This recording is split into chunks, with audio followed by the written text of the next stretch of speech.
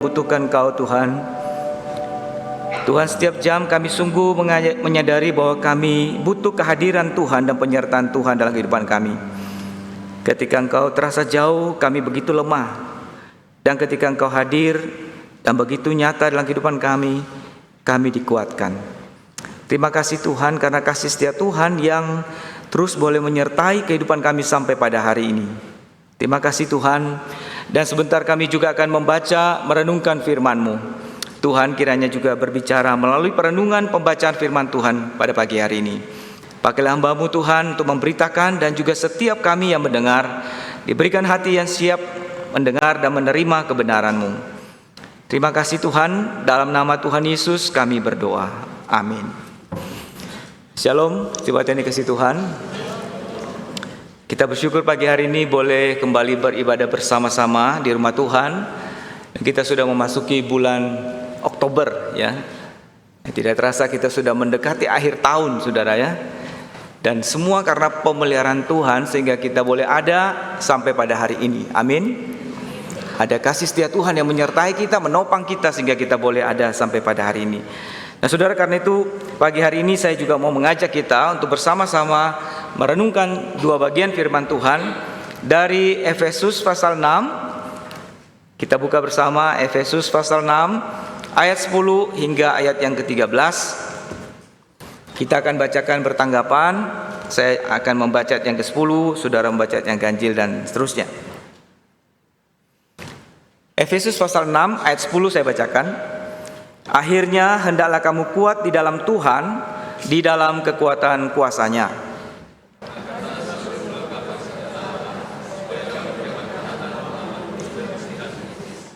Karena perjuangan kita bukanlah melawan darah dan daging, tetapi melawan pemerintah-pemerintah, melawan penguasa-penguasa, melawan penghulu-penghulu dunia yang gelap ini, melawan roh-roh jahat di udara.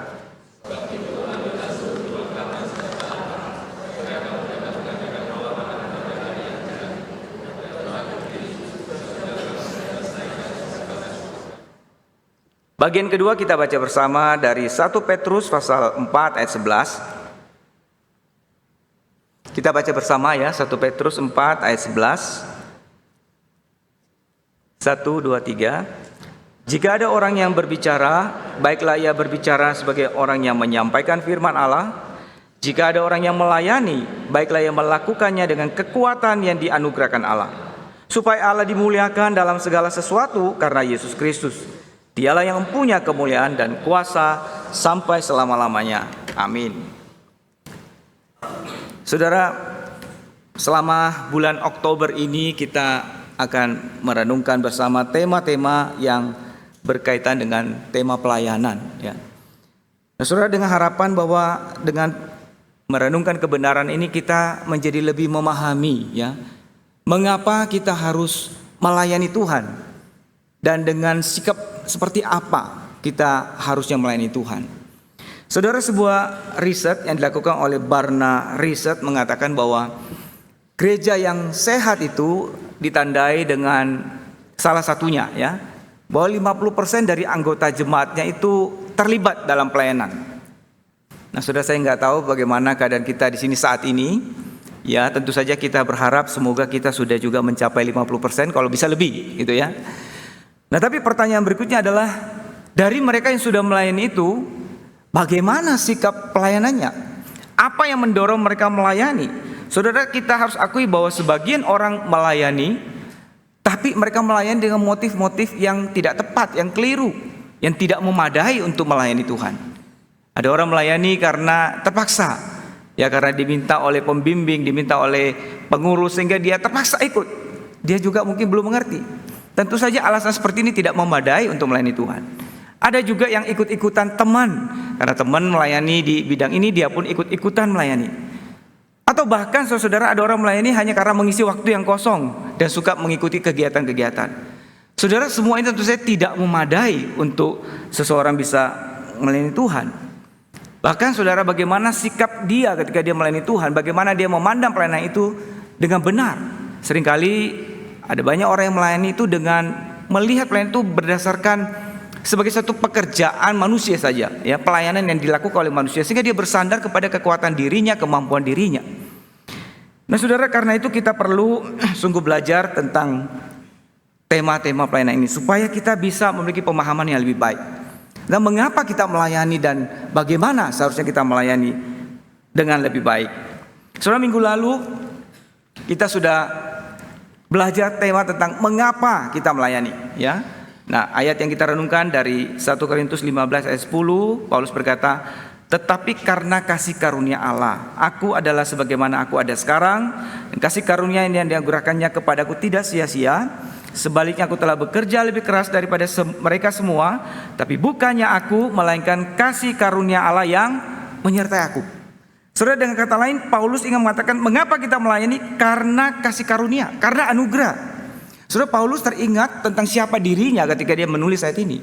Seorang penganiaya jemaat, seorang yang menganiaya orang Kristen, ya tentu saja seorang yang seharusnya dimurkai Tuhan. Tapi Tuhan justru berbelas kasihan kepada dia, menemui dia di tengah jalan ketika dia menganiaya jemaat, dan kemudian dia mengalami anugerah keselamatan itu, dan kemudian memanggil dia untuk melayani. Saudara, Paulus ingat siapa dirinya dulu, orang yang tidak layak itu yang kemudian diselamatkan dan diberi kesempatan itu. Saudara, sebenarnya sama seperti Paulus, kita juga begitu, bukan? Kita juga dulu adalah orang berdosa yang hidupnya dan pikirannya, sikap hatinya melawan Tuhan. Kita adalah orang-orang yang harusnya dimurkai karena dosa kita. Tapi hanya karena anugerah kita diselamatkan. Kita diberi satu kesempatan untuk boleh menjadi anak Tuhan. Ya, saudara, bahkan kita kemudian diberi kesempatan untuk melayani Tuhan. Saudara, Roma 12 ayat 1 mengatakan, "Karena itu demi kemurahan Allah aku menasihatkan kamu, supaya kamu mempersembahkan tubuhmu sebagai persembahan yang hidup. Itulah ibadahmu." Saudara, dengan kata lain, karena kemurahan yang saudara sudah terima, kita sudah terima, anugerah yang sudah kita terima, maka hidup kita ini harus dipakai untuk melayani Tuhan. Jadi jelas saudara, kita melayani karena anugerah. Dan juga saudara, ketika dikatakan melayani karena kasih karunia, ini menunjukkan bahwa pelayanan itu sendiri adalah satu kesempatan yang diberikan kepada kita.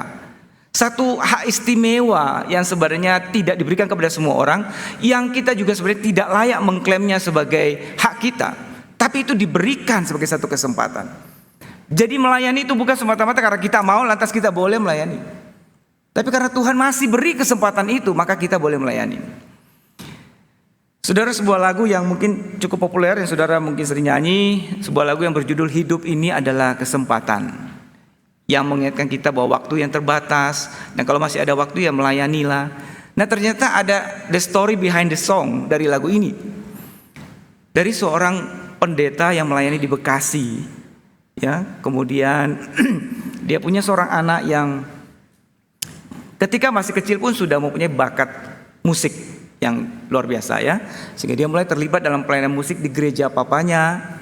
Bahkan dalam usia masih muda, masih kecil, dia sudah melayani dengan tim musik dewasa. Sangat diharapkan dan diandalkan untuk pelayanan ke depan. Sepertinya bakatnya lah yang dibutuhkan untuk pelayanan ini. Gereja itu mungkin sangat bergantung kepada dia berkaitan dengan pelayanan musik.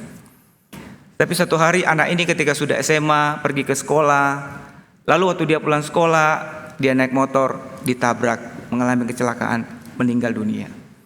Begitu saja, begitu mendadak, tidak ada aba-aba sebelumnya. Siapa orang tua yang tidak akan hancur hatinya? Begitu terkejut, kehilangan orang yang diharapkan, kehilangan orang yang dikasihi. Di dalam kehancuran hati itulah pendeta ini kemudian menuliskan lagu "Hidup Ini Adalah Kesempatan", mengingatkan kita bahwa kalau kita masih diberi kesempatan melayani, itu adalah karena kasih karunia. Bukan semata-mata karena kita mau lantas boleh, tapi masih diberi kesempatan. Itu karena pemberian Tuhan, anugerah Tuhan. So, ini hal yang pertama, mengapa kita melayani, karena anugerah Tuhan. Lalu yang kedua, kalau melayani itu karena anugerah Tuhan, lalu bagaimana kita dapat melayani dengan baik, dengan efektif? Saudara, 1 Petrus tadi ayat 11 mengatakan, "Jika ada orang yang melayani, baiklah yang melakukannya dengan kekuatan yang dianugerahkan Tuhan." Jadi kalau tadi mengapanya adalah karena anugerah, lalu pertanyaannya bagaimananya juga oleh anugerah, yaitu oleh kekuatan yang dianugerahkan oleh Allah. Saudara, kita melihat dari awal, pertengahan sampai akhir, semua oleh anugerah. Karena anugerah, oleh anugerah, dan untuk kemuliaan Tuhan. Saudara, di sini ingatkan kepada kita bahwa Kita hanya dapat melayani dengan baik, dengan efektif kalau kita disertai dengan kekuatan yang dianugerahkan Tuhan. Artinya saudara, kalau kita melayani itu jangan coba-coba hanya mengandalkan bakat saudara, talenta saudara, pengalaman saudara, koneksi saudara. Tidak cukup, tidak memadai untuk melayani dengan efektif, ya. Saya ingat kesaksian dari seorang jemaat yang mengatakan, saya ini setia memberi, ya, memberi untuk persembahan untuk pelayanan. Dan saya tidak takut memberi lebih, ya, memberi ya secara persentase tentunya, memberi lebih. Dia bangga dengan hal itu. Tapi dia ceritakan satu kegagalan dia. Awalnya dia memberi memang karena rasa syukur. Tapi lama-lama dia merasa dia itu mampu memberi karena Tuhan sudah, atau karena pekerjaannya sudah berhasil, ya. Sehingga sekarang dengan keuntungan yang didapat dia bisa mendukung pelayanan seperti yang dia mau, yang dia suka. Saudara, perlahan motivasinya berubah. Dia merasa dialah yang mampu mendukung pelayanan. Kemampuan dia berbisnis dan menghasilkan keuntungan, itulah yang membuat bisa dia memberi dan mendukung pelayanan. Sampai satu hari dia mengalami kebangkrutan, sampai utang, dan dia tidak bisa memberi. Jelas nggak bisa memberi utang, ya. Sedang utang kok mana bisa memberi, ya. Dan situlah baru dia sadar, ternyata kemampuan dia hilang begitu saja dengan cepatnya. Puji Tuhan, keadaan dia akhirnya dipulihkan beberapa waktu kemudian. Tapi saudara, saat itulah setelah dia dipulihkan baru dia sadar, kalau dia bisa memberi itu karena kemampuan yang diberikan oleh Tuhan. Kalaupun dia bisa untung di dalam bisnisnya itu karena kemampuan yang diberikan oleh Tuhan. Nah, itu sebabnya dia sekarang dia mengatakan dia tidak berani membanggakan diri seolah dia yang mendukung pelayanan dengan kemampuan dia memberi. Bahkan ketika memberi pun tidak berdasarkan apa yang dia suka, apa yang dia mau. Dia tanya Tuhan dulu, apakah Tuhan mau dia memberi, baru dia, kalau ada pimpinan Tuhan dia memberi seperti pimpinan Tuhan. Ini anak Tuhan yang belajar melihat bahwa memberi itu pun juga satu pelayanan yang dimampukan oleh Tuhan.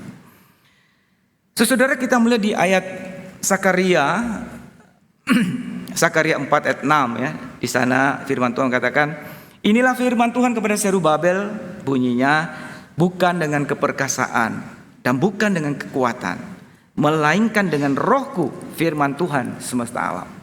Saudara, Zerubabel adalah seorang bupati, pemimpin bangsa Yahudi yang kembali dari pembuangan ke Yerusalem untuk membangun bait Allah. Saudara, kita tahu mereka ini bangsa jajahan dan masih sebagai bangsa jajahan walaupun diizinkan pulang, ya. Nah, mereka harus membangun bait Allah yang besar dan biaya besar. Dari mana kemampuan itu? Tapi Tuhan mengatakan, bukan dengan kekuatanmu, bukan dengan kemampuanmu, tapi oleh rohku. Dan memang roh Tuhanlah yang menggerakkan. Mulai dari menggerakkan Raja Kores, Raja Persia itu untuk mengizinkan mereka pulang. Lalu mengeluarkan perintah supaya rakyat yang di mana mereka orang Yahudi tinggal itu ketika mereka pulang dimodali, disangui dengan emas dan berbagai macam barang berharga. Bahkan raja berikutnya, Raja Persia berikutnya memberi perintah supaya para bupati di sekitar Yerusalem memberikan persembahan-persembahan untuk mengerjakan supaya pekerjaan ini bisa terlaksana. Maka kebenaran ini mengingatkan kepada Zerubabel, bukan karena kekuatanmu yang kamu mungkin merasa kamu begitu kecil, bangsa jajahan yang miskin, bagaimana membangun bait Allah. Aku yang akan menggerakkan, kata roh Tuhan. Saudara, kita melihat bahwa mengapa kita atau bagaimana kita dapat melayani dengan efektif, semata-mata karena kekuatan Tuhan yang dikaruniakan. Nah, saudara, kalau saya ingat pelayanan kita, pelayanan gereja kita di bidang pendidikan, kita mempunyai sekolah Kristen Elion yang kita syukuri sampai hari ini sudah berkembang sampai seperti ini. Tapi kita mau mulai dari nol, saudara. Bukan karena sudah ada uang lalu kita mulai sekolah itu. Justru kita mulai dari tidak ada dana yang untuk membangun gedung, tidak ada. Tapi begitulah sekolah itu didirikan di Suko lalu kemudian di Darmo dengan prinsip yang sama, bukan dari kondisi yang sudah ada uang. Dari kondisi yang tidak ada, tapi dengan satu keyakinan ada pimpinan Tuhan. Dan Tuhan yang menggerakkan, baik jemaat yang ambil bagian, bahkan ada orang-orang yang tidak ada hubungannya dengan Elion juga digerakkan untuk mengambil bagian. Sehingga apa yang menjadi rencana Tuhan itu bisa tergenapi. Saudara, kita melihat bahwa melayani itu karena anugerah kita dimotivasi dan oleh kekuatan yang dianugerahkan sehingga itu bisa dikerjakan. Saudara, kalau kita melihat lebih jauh, mengapa sih kita harus melayani dengan kuasa Allah? Yang pertama jelas, karena kita ini manusia yang lemah dan terbatas, saudara. Ya, Saudara, kita dibatasi oleh banyak hal ya. Saudara bisa lompat tapi saudara tidak bisa terbang. Nah, saudara dibatasi oleh gravitasi. Saudara bisa sehat tapi saudara tidak bisa tambah muda, tetap juga tambah tua. Itu berarti satu hari saudara akan mengalami kondisi tubuh yang lebih mudah lelah, lebih mudah sakit.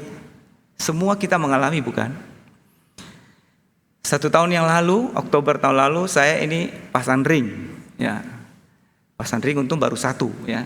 Kalau sudah 7, saya jadi the Lord of the Ring ya. Guyonannya begitu ya. Untung belum 7, baru 1. Saudara, tapi sebelum pasang ring pun saya juga manusia yang terbatas, bukan? Manusia yang lemah. Sudah pasang ring tambah terbatas. Itulah realita manusia. Ya. Dilarang angkat berat, dilarang olahraga berat, dilarang makan berat, diet. Ya, untunglah masih bisa hidup sampai hari ini oleh anugerah Tuhan. Saudara, ini yang pertama. Tapi ini bukan alasan yang utama kenapa kita harus melayani dengan kuasa Allah. Alasan yang kedua, Paulus katakan dalam Efesus 6 ayat 12, karena perjuangan kita bukan melawan darah dan daging, tetapi melawan penghulu dunia yang gelap ini, melawan roh jahat di udara. Saudara, inilah alasan yang lebih penting kenapa kita membutuhkan kekuatan yang dari Tuhan, kuasa ilahi itu untuk melayani. Karena perjuangan kita bukan melawan kekuatan fisik, tapi melawan kekuatan yang tidak kelihatan, yang jelas lebih kuat dari kekuatan manusia biasa. Nah, saudara, menghadapi tantangan dunia fisik saja kita seringkali merasa kewalahan, tidak sanggup. Karena memang kita terbatas. Apalagi menghadapi kekuatan yang tidak kelihatan, yang lebih kuat dari manusia biasa. Nah, saudara, karena itu kita harus sadari, saudara ya, kita membutuhkan kuasa Allah di dalam melayani. Karena melayani Tuhan bukan semata-mata mengurusi hal-hal yang bersifat fisik dan lahiriah. Ya. Pelayanan di dalam gereja banyak, saudara ya. Mulai dari penyambut tamu, pemain musik, tim ibadah, tim multimedia, dan banyak macam. Semua itu kan bisa dilihat secara lahiriah. Tapi tidak sebatas itu, saudara, bahwa kita yang penting sudah hadir menyambut tamu, kita sudah memainkan musik, kita sudah mimpi nyanyi dan sebagainya. Tidak sebatas itu. Bukan hanya sebatas hal yang bisa diukur secara lahiriah. Nah, melayani Tuhan terutama itu adalah masalah rohani. Bagaimana menghadapi dan menolong manusia yang kita tahu manusia itu naturnya berdosa, bukan? Yang keras hati, yang tidak mau bertobat, tidak mau berubah, yang susah diomongin. Dan kita semua begitu, saudara. Jangan tunjuk orang lain, tunjuk diri sendiri juga. Kita semua begitu. Kita sedang melayani orang yang demikian dan kita sendiri juga demikian. Itu sebabnya kita sadar bahwa ini adalah masalah rohani yang tidak dapat dihadapi dengan kekuatan lahiriah, kekuatan manusia saja. Tapi kita butuh kekuatan ilahi itu. Nah, ketika kita menghadapi dengan mendoakan mereka, dengan menyampaikan atau mengajarkan firman Tuhan, menasihati dengan firman Tuhan, secara sadar atau tidak, secara langsung atau tidak, kita sedang berhadapan dengan kuasa gelap itu, kuasa kegelapan itu. Firman Tuhan dengan jelas mengatakan bahwa ada kekuatan ilah-ilah zaman ini yang membutakan hati manusia yang berdosa. Nah, mereka yang belum percaya Tuhan tentu saja buta total karena belum mengalami anugerah. Tapi kita yang sudah percaya juga kita punya titik-titik buta yang pada titik tertentu kita tidak melihat kebenaran itu atau bahkan sengaja menolaknya karena kelemahan atau kedagingan kita. Sehingga peperangan rohani ini juga berlaku bagi kita, bukan hanya bagi mereka yang belum percaya, saudara. Kita juga membutuhkan kuasa ilahi itu. Maka jelaslah bahwa kita membutuhkan kuasa ilahi itu untuk boleh melayani dengan efektif. Dan tidak cukup hanya dengan saya melakukannya, pokoknya seperti yang sudah kelihatan sudah dilakukan pelayanan-pelayanan yang tadi saya sebutkan. Tidak cukup. Tapi kita harus melayani dengan kuasa yang dari Tuhan. Saudara, yang berikutnya, jika melayani dengan kuasa Tuhan adalah satu keharusan, dari mana kita mendapat kuasa itu, saudara ya? Nah, Efesus 6 ayat 13 mengatakan, sebab itu ambillah seluruh perlengkapan senjata Allah supaya kamu dapat mengadakan perlawanan. Jadi saudara, melayani Tuhan itu dianggap juga sebagai satu perlawanan, satu peperangan rohani, ya. Nah, saudara, di sini kita diberi instruksi, ambillah, kenakanlah. Suatu perintah supaya kita bersikap proaktif. Jangan biarkan diri kita tanpa dipersenjatai. Jangan biarkan diri kita menjadi orang yang hanya menonton saja, lalu kemudian kita berani melayani tanpa persiapan rohani. Kita akan jadi korban yang diserang dan dengan mudah dijatuhkan oleh kuasa gelap itu. Saudara, di dalam ayat pasal 6 ayat 14 sampai 18 yang tadi kita belum sempat baca, di Di sana disebutkan ada 7 senjata rohani, yaitu kebenaran, keadilan, Injil, iman, keselamatan, firman Tuhan, dan doa. Saudara, kalau saya simpulkan, ke-7 hal ini sebenarnya bicara tentang relasi kita dengan Tuhan. Relasi iman yang didasarkan kepada firman Tuhan. Nah, saudara, 3 hal yang disebutkan: iman, keselamatan, dan doa. Ketiganya bicara tentang relasi kita dengan Tuhan. Karena iman kita diselamatkan, sehingga hubungan kita dengan Tuhan dipulihkan. Kita diterima sebagai anak-anak Tuhan. Kita boleh datang di hadapan Tuhan untuk boleh bersekutu dengan Tuhan. Dan melalui doa kita bertumbuh dan kita terus memelihara relasi kita dengan Tuhan. Jadi semua ini bicara tentang relasi dengan Tuhan yang didasari kepada kebenaran firman Tuhan. Nah, saudara, karena itu saudara, relasi kita dengan Tuhan inilah yang menjadi sarana atau saluran untuk mendapat kekuatan rohani. Artinya ketika kita dekat dengan Tuhan, kita akan mengalami dan merasakan kuasa Tuhan yang menguatkan kita. Sebaliknya ketika hubungan kita jauh, hubungan kita renggang, kita akan merasakan kelemahan itu. Kita akan merasa lemah karena kita merasa seperti sendiri, tidak ada Tuhan yang hadir di tengah kita. Saudara, karena itu kita perlu sungguh memelihara relasi kita dengan Tuhan untuk bisa kita melayani dengan baik. Memelihara relasi kita dengan Tuhan, baik itu lewat berdoa maupun juga merenungkan firman Tuhan. Karena itu saudara, itu artinya ketika kita berdoa, janganlah menjadikan waktu doa kita itu hanya menjadi waktu untuk minta apa yang kita butuhkan semata-mata. Saya tidak mengatakan itu tidak boleh, tapi jangan hanya sebatas itu, saudara. Tapi justru kita harus menggunakan waktu-waktu kita berdoa itu adalah waktu untuk membangun relasi kita dengan Tuhan itu, untuk lebih dekat dengan Tuhan itu. Saudara, kalau kita mau meminta sesuatu, saudara ya, kepada seseorang, apakah mungkin kita meminta sesuatu yang penting, sesuatu yang besar kepada orang yang kita tidak kenal? Saya rasa kita akan sungkan melakukannya, bukan? Dan kalaupun kita nekat, tidak akan dilayani. Jadi kalau kita mau berdoa dan kita menjadi itu hanya alat untuk meminta-minta, kita sudah keliru, bukan? Kita meminta tanpa ada dasar relasi. Justru kita harus membangun relasi itu dulu, dekat dengan Tuhan dulu, barulah ada dasar untuk meminta berdasarkan kebenaran firman Tuhan. Saudara, itu juga berarti pada waktu kita belajar firman Tuhan, kita bukan sekedar mau menambah pengetahuan, ya, bukan sekedar kita bisa jadi lebih tahu ya detil-detil dari apa yang diajarkan mungkin melalui kelas EBS atau kelas-kelas lainnya. Hati-hati saudara, ketika kita belajar lebih banyak tapi hati kita tidak bermaksud untuk mengasihi firman-Nya. Yang terjadi mungkin kita bisa jadi semakin jauh dari Tuhan. Kita mungkin menemukan kok ada begini, kok ada begitu, kelemahan-kelemahan yang tidak terjawab oleh manusia, yang malah mungkin membuat iman kita jadi mundur. Ya, tidak sedikit orang yang tambah banyak belajar malah semakin berpikir negatif. Bahkan kemudian bisa menjadi orang yang tidak mempercayai Tuhan. Ada saudara yang seperti itu. Tambah tahu malah tambah keras hatinya, ya. Nah saudara, kita belajar firman Tuhan mempunyai tujuan supaya kita lebih tahu dan lebih kenal siapa Tuhan. Kita tahu apa yang Tuhan mau, apa yang Tuhan sukai, supaya kita bisa hidup selaras dengan kehendak-Nya. Kita jadi lebih kenal apa yang menjadi kehendak Tuhan bagi dunia ini, bagi hidup kita, sehingga kita bisa ambil bagian di dalam rencananya, di dalam menggenapi rencana Tuhan itu. Nah saudara, karena itu kita bisa melayani dengan sikap yang lebih benar, karena kita memiliki relasi yang dekat dan pengenalan yang benar tentang Tuhan. Itulah yang menolong kita bisa melayani dengan satu sikap yang benar. Nah saudara, saya ulangi lagi bahwa kita melayani Tuhan itu bukan hanya sekedar masalah fisik, bukan sekedar terlibat kegiatan-kegiatan dalam gereja. Saudara, ini harus kita perhatikan ya, bahwa kalau kita melayani itu melayani Tuhan, bukan melayani manusia, saudara, bukan melayani gereja juga, tapi melayani Tuhan.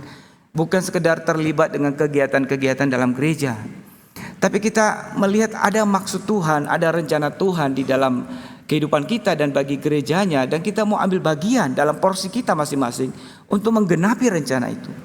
Jadi ada satu perspektif rohani, ada visi Tuhan di dalam hati kita, pikiran kita ketika kita melayani. Baik itu sekalipun yang kita lakukan sepertinya tidak berkaitan langsung, kita menyambut tamu apa kaitannya, kita main musik apa kaitannya, tapi kita punya perspektif rohani itu, bahwa apapun yang kita lakukan, kita sedang mengambil bagian dalam satu maksud rencana Tuhan untuk membawa orang-orang baik jemaat maupun siapapun yang hadir untuk bisa lebih kenal Tuhan, lebih mengasihi Tuhan. lewat apa yang kita kerjakan. Mungkin kita menyambut tamu dan kita memberi senyum, itu menolong mereka untuk datang dipersiapkan dengan lebih baik. Kita bermain musik dan bermain dengan baik, memimpin pujian dengan baik. Semua itu kita lakukan karena kita punya perspektif rohani itu, bahwa kita mau dipakai menjadi bagian dari rencana Tuhan untuk membawa jemaatnya atau orang-orang yang hadir untuk boleh lebih mengenal Tuhan. Sehingga saudara-saudara, kita tidak melihatnya sekedar pokoknya saya sudah lakukan semua tugas secara lahiriah. Tapi kita punya satu persiapan rohani. Karena kita tahu hanya dengan persiapan rohani itu, apa yang kita lakukan itu mempunyai efek secara spiritual juga. Bukan hanya secara fisik saja, bahwa semua sudah dikerjakan dengan baik. Tapi persiapan rohani itu yaitu bagaimana relasi kita dengan Tuhan, sekali lagi. Yang sudah semakin dekat dan semakin mengenal Tuhan, itulah yang memberi kuasa di dalam apa yang kita lakukan, apapun itu. Bahkan sekalipun sepertinya begitu hal-hal yang begitu teknis dan berkaitan dengan hal-hal lahiriah, tapi sebenarnya mempunyai dampak spiritual ketika dilakukan dengan perspektif rohani dan dengan persiapan spiritual yang baik. Saudara, sehingga kita bisa melayani dengan mempunyai dampak rohani. Saudara, itu sebabnya penting sekali bagi kita untuk memelihara relasi kita dengan Tuhan, supaya dengan lebih kenal Tuhan, lebih dekat dengan Tuhan, kuasanya semakin nyata. Pelayanan yang kita lakukan pun juga semakin mempunyai dampak spiritual, bukan hanya dampak lahiriah. Saudara, dengan memelihara relasi kita dengan Tuhan, itulah kita diberi kekuatan dan bahkan kuasa, otoritas untuk boleh melayani Tuhan dengan baik, dengan efektif, dan juga dengan sukacita. Saya teringat kepada sebuah kesaksian dari seorang hamba Tuhan, seorang misioneri ya, yang melayani di beberapa waktu yang lalu di Kalimantan, saudara ya, seorang misioneri yang bernama Dr. Jeffrey. Saudara, ketika dia melayani di Kalimantan itu, yang dia hadapi adalah suku Dayak ya, yang masih primitif saat itu. Nah, saudara, tentu saja secara lahirnya dia sudah melakukan semua ya, pergi ke sana, membawakan berita Injil kepada mereka, berbicara dengan mereka, mendekati mereka. Tapi semua seperti tidak berhasil, mendal ya. Nah, tentu saja dia juga berdoa dan berdoa terus. Tapi seperti semua yang dikerjakan itu tidak berhasil. Sampai satu malam setelah beberapa minggu di sana dan dia merasa pintu tertutup, satu hari dia mengalami semacam pengalaman spiritual ya, seperti mimpi tapi juga seperti satu pengalaman spiritual ya. Tiba-tiba ada satu pribadi yang besar, hitam ya, yang mencekik lehernya seperti mau membunuh dia. Dia mengalami sesak nafas ya, tidak berdaya. Sepertinya dia akan mati ya karena dicekik seperti itu, sesak nafas. Tapi pada saat itulah kemudian dia ingat ada Tuhan yang menyertai dia, ada kuasa Tuhan, otoritas Tuhan di dalam diri dia. Maka dia berseru di dalam nama Yesus, mengusir kuasa kegelapan itu yang mencekik dia. Dalam nama Tuhan Yesus, pergi. Setelah bergumul beberapa waktu, kemudian si raksasa itu pergi. Saudara, setelah pengalaman spiritual ini, dia menceritakan bahwa beberapa hari kemudian ketika dia bertemu dengan orang yang sama, menyaksikan Injil yang sama, responnya berbeda. Kenapa? Karena dia mengatakan dia baru sadar bahwa orang-orang ini telah dibutakan oleh ilah zaman ini, yaitu kuasa gelap yang mengikat mereka. Dan kuasa gelap itu sudah dia kalahkan atau Tuhan sudah hancurkan melalui pengalaman spiritual yang Tuhan izinkan dia alami. Untuk menunjukkan bahwa di dalam diri orang percaya ada otoritas itu. Ketika dia terus bersandar pada Tuhan, dia terus mencari Tuhan di dalam pelayanan yang dilakukan, yang sepertinya pada saat itu buntu, tapi dia terus bersandar pada Tuhan sampai mengalami kemenangan itu. Saudara, kita melihat bahwa mengapa kita perlu bersandar pada kuasa Tuhan, semata-mata karena bukan saja keterbatasan fisik kita, tapi karena yang kita hadapi bukanlah kekuatan fisik, tetapi kekuatan supranatural yang hanya dapat dihadapi dengan kuasa ilahi. Saudara, yang berikut kita akan melihat lalu apa saja manfaat dari kuasa ilahi yang dikaruniakan kepada kita, saudara ya. Nah, saudara, tentu saja manfaatnya sangat besar dan dampaknya juga bisa luas dalam kehidupan kita dan pelayanan kita. Tapi dalam Efesus 6 ini menjelaskan beberapa manfaatnya. Yang pertama adalah untuk menghadapi tipu muslihat iblis, ya. Di ayat 11 yang dikatakan, kenakanlah seluruh perlengkapan senjata Allah supaya kamu dapat bertahan melawan tipu muslihat iblis. Saudara jangan bayangkan bahwa iblis itu hanya bisa muncul dalam rupa yang menakutkan, yang menyeramkan seperti dalam film-film horor. Saudara mungkin kita punya bayangan iblis seperti itu selalu, ya, yang menakutkan, yang menyeramkan, karena itu yang dibayangkan atau dipotretkan di dalam kehidupan sehari-hari. Tapi saudara, faktanya bahwa iblis lebih sering muncul dalam rupa yang menarik, ya, rupa yang tersenyum dan menawarkan hal-hal yang menarik bagi kita. Nah, Alkitab mengatakan bahwa dia adalah menyaru dalam rupa malaikat terang, artinya kelihatan baik, kelihatan menarik.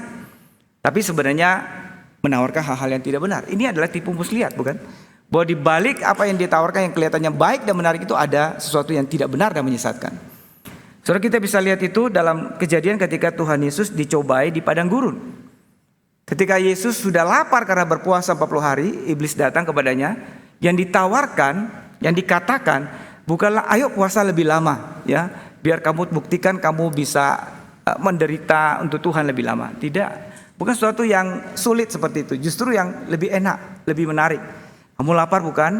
Ubahlah batu itu jadi roti, sesuai dengan keinginan orang yang lapar, saudara. Tapi di situ diawali dengan kalimat kalau engkau anak Allah. Artinya iblis sedang mempertanyakan keilahian dia dan berusaha membuat Yesus menjadi ragu dengan keilahian dia dan mengikuti perkataan iblis untuk membuktikan keilahian dia.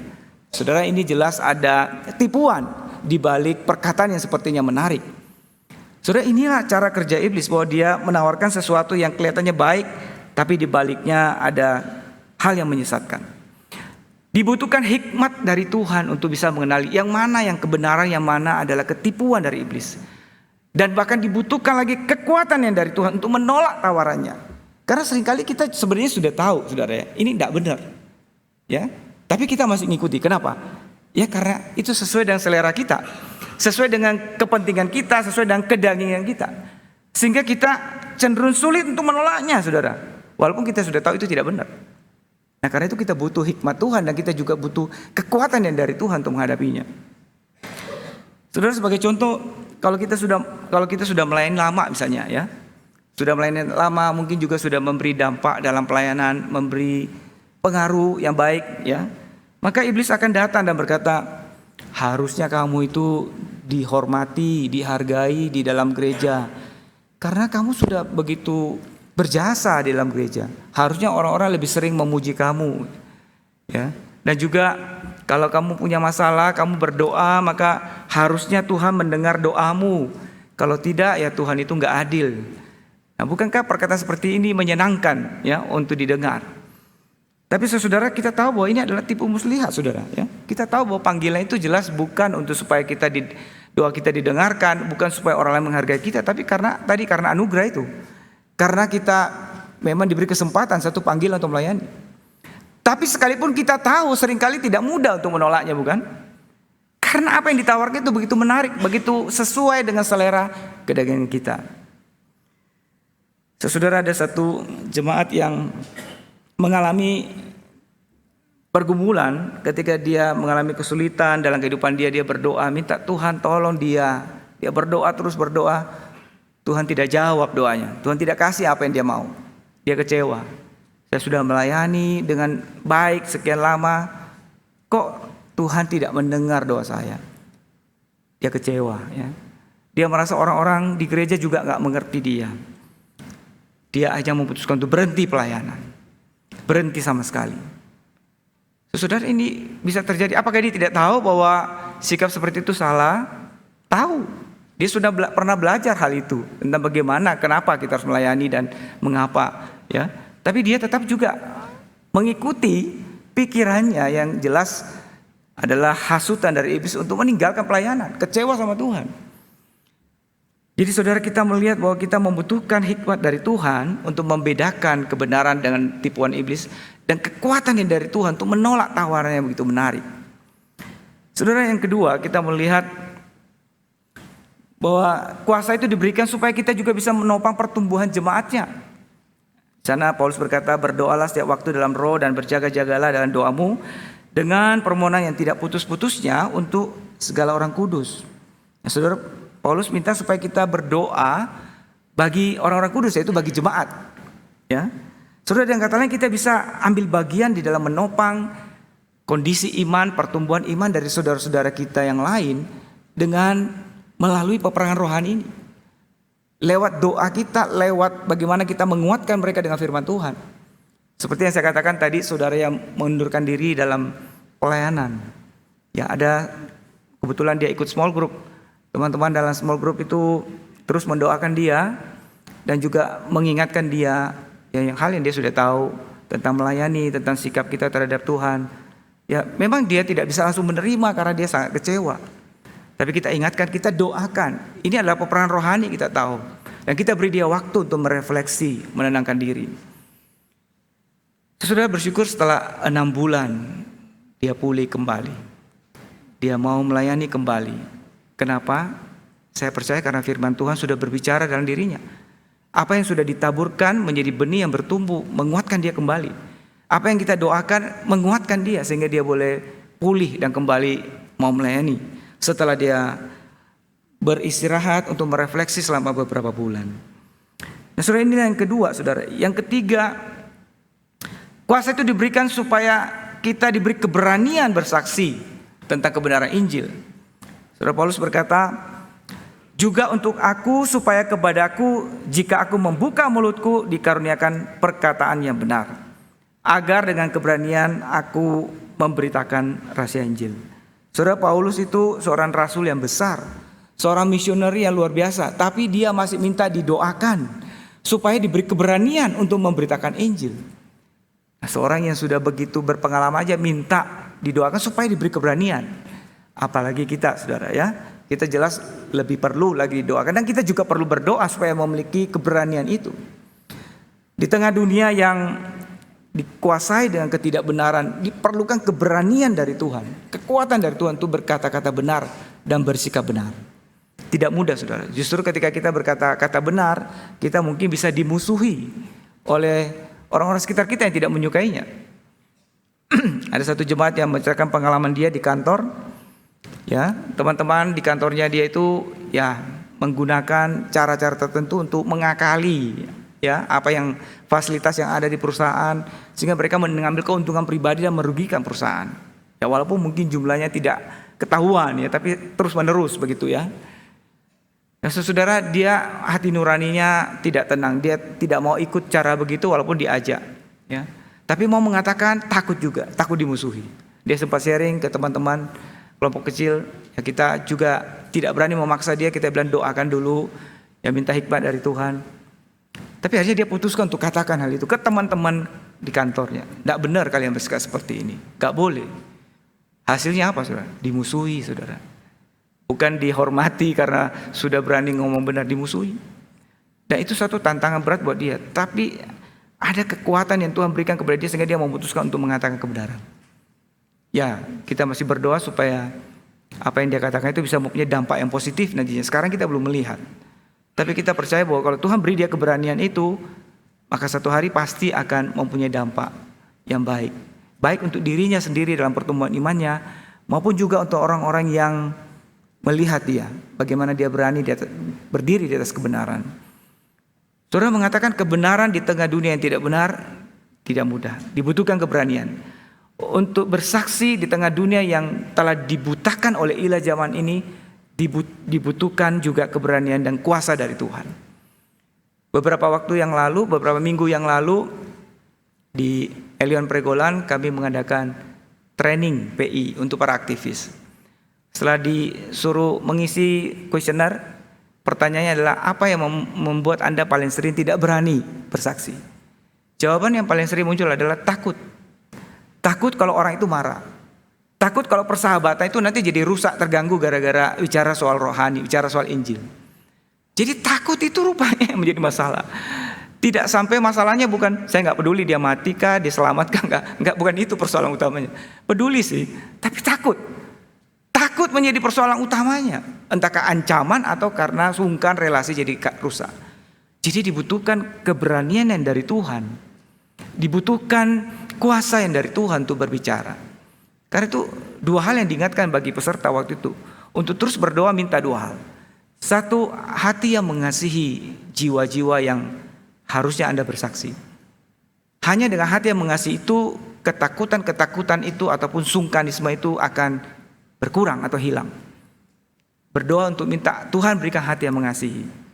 Yang kedua, berdoa supaya ketika kita memberitakan, orang-orang tersebut digerakkan untuk mau mendengar, tidak bereaksi yang sangat negatif sehingga kita juga menjadi mungkin kecil hati. Minta dua hal itu, hati yang mengasihi dan supaya orang-orang yang mendengar itu tergerak untuk mau meresponi dengan baik. Saudara, ini persoalan yang kita hadapi. Tidak semua dan tidak mudah untuk bersaksi dengan berani di tengah dunia yang dipenuhi dengan ketidakbenaran dan bahkan mungkin ketidaksukaan terhadap Injil. Saudara, yang keempat, kuasa itu diberikan untuk melindungi kita, iman kita, agar kita boleh tetap setia sampai akhir. Ayat 13 mengatakan, sebab itu ambillah seluruh perlengkapan senjata Allah supaya kamu dapat mengadakan perlawanan dan tetap berdiri sesudah kamu menyelesaikan segala sesuatu. Saudara, ada sebagian orang yang memulai pelayanan dengan kurang baik, ya namanya masih belajaran mungkin ya, tapi kemudian semakin baik dan mengakhirinya dengan baik, dengan setia. Nah, kita bersyukur bahwa dia walaupun memulai kurang baik tapi mengakhiri dengan baik. Tapi ada orang yang memulai dengan baik, tapi kemudian sayang sekali di bagian akhir mengakhiri dengan tidak baik. Tentu saja kita tidak mau hal yang seperti ini terjadi, bukan? Saudara, satu kesaksian dari seorang misionari ya. Ini kesaksian yang saya baca, yang melayani di satu daerah di Afrika yang sangat terpencil. Dia bersama istrinya melayani di sana. Dan mereka itu tidak diizinkan masuk ke kampung itu karena mereka sangat menolak orang asing masuk. Jadi mereka hanya tinggal di luar dari perkampungan itu, di dekat perkampungan itu. Nah, mereka berusaha berinteraksi tapi mereka tidak mau berbicara. Masyarakat sana tidak mau berbicara. Hanya ada satu anak kecil laki yang berusia 7 tahun, 8 tahun yang seringkali datang ke tempat mereka bermain. Dan akhirnya mereka berinteraksi dengan anak itu, mengajarkan bahasa Inggris kepada anak itu sedikit-sedikit ya, sampai anak itu bisa ngerti. Lalu kemudian mereka juga belajar bahasa daerah sana dan kemudian mulai menceritakan Injil kepada anak itu. Nah, sementara beberapa tahun mereka mulai di sana cuma mengurusi satu anak ini, istrinya kemudian mengandung anak mereka yang pertama ya. Saudara, kemudian anak mereka yang kedua, maaf ya. Jadi mereka datang sudah membawa anak yang pertama, lalu anak yang kedua dikandung pada saat mereka di sana. Dan ketika dia melahirkan anak itu, istrinya mengalami pendarahan dan tidak tertolong karena itu tempat yang terpencil dan akhirnya meninggal dunia. Saudara, misioneri ini begitu kecewa sama Tuhan. Dia sudah melayani dengan susah payah bertahun-tahun di tempat yang begitu sulit, kok Tuhan tidak tolong ya. Kecewa banget. Dia tinggalkan pelayanan sama sekali. Bahkan anaknya yang pertama yang perempuan itu dititipkan ke teman hamba Tuhan lain untuk mengasuh karena dia sangat kecewa dan tidak sanggup mengurusi anak itu. Berakhir dengan sangat buruk ya. Walaupun anugerah Tuhan tidak pernah gagal ya. Pekerjaan Tuhan tidak pernah gagal. Tapi orang ini begitu kecewa. Dia meninggalkan pelayanan, meninggalkan Tuhan juga, dan hidup seperti orang yang tidak kenal Tuhan, penuh dengan kepahitan dan kekecewaan. Nah, yang menarik adalah anak perempuan ini kemudian dibesarkan oleh misioneri yang lain dan kemudian bertumbuh menjadi sudah dewasa dan melayani Tuhan. Dan kemudian satu hari dia menghadiri sebuah acara pertemuan misi.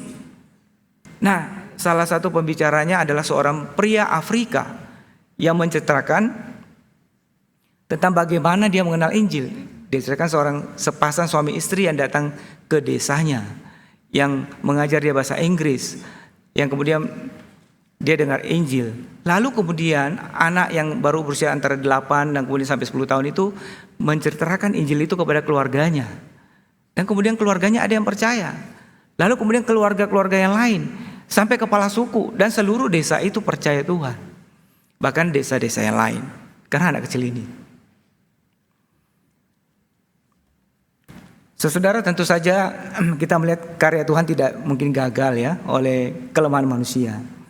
Bahwa ternyata anak yang berbicara ini atau pembicara yang berasal dari Afrika ini tidak lain adalah anak kecil itu, ya, di mana mereka sudah mengasuhnya selama beberapa tahun dan menyaksikan Injil kepada satu orang anak kecil ini yang mereka rasa, atau pendeta ini rasa gagal ya, cuma satu orang saja tidak berhasil. Ternyata sudah membawa buah. Tapi di lain sisi bapak ini hidup dalam kepahitan, kekecewaan. Lalu kemudian anak perempuan ini membawa pemuda Afrika tadi bertemu dengan papanya dan memberitahu dia, anak kecil itu sekarang sudah dipakai Tuhan. Ya, ini memang cerita yang kebetulan happy ending. Bapak itu kemudian menyadari bahwa apa yang dia kerjakan tidak sia-sia, bahwa pekerjaan Tuhan itu tidak pernah sia-sia. Bahwa anak itu ternyata menghasilkan buah. Apa yang dikerjakan sebenarnya juga menghasilkan buah. Tapi sayang sekali dia mengakhirinya dengan demikian, bukan? Walaupun pada akhirnya dia bertobat. Nah, saudara, tentunya kita mau pelayanan kita kalau boleh dimulai dengan baik. Tapi yang lebih penting lagi, kita boleh mengakhirinya dengan baik, dengan setia. Dan tidak sampai dijatuhkan, tidak sampai jatuh ketika kita menghadapi pencobaan sehingga kita meninggalkan Tuhan. Karena ada kuasa Tuhan yang menyertai dan memelihara hidup kita. Saudara, kembali kepada pertanyaan tadi, mengapa kita melayani? Karena kasih karunia Allah. Dan bagaimana kita bisa melayani dengan efektif? Juga oleh anugerah Allah, oleh kekuatan yang dianugerahkan kepada kita. Maka semua itu yang kita lakukan adalah untuk kemuliaan hanya bagi Tuhan. Kiranya Tuhan menolong kita sehingga kita boleh melayani dengan baik dan memuliakan Tuhan. Amin. Tuhan, kami bersyukur untuk kesempatan kami boleh merenungkan firman-Mu Tuhan. Tolong kami yang terbatas ini, di dalam pemahaman kami, di dalam kondisi rohani kami juga yang terbatas dan lemah, Tuhan yang mampukan kami, menolong kami untuk boleh selalu mencari Tuhan, mendekatkan diri pada Tuhan dan mendapat kekuatan dari Tuhan.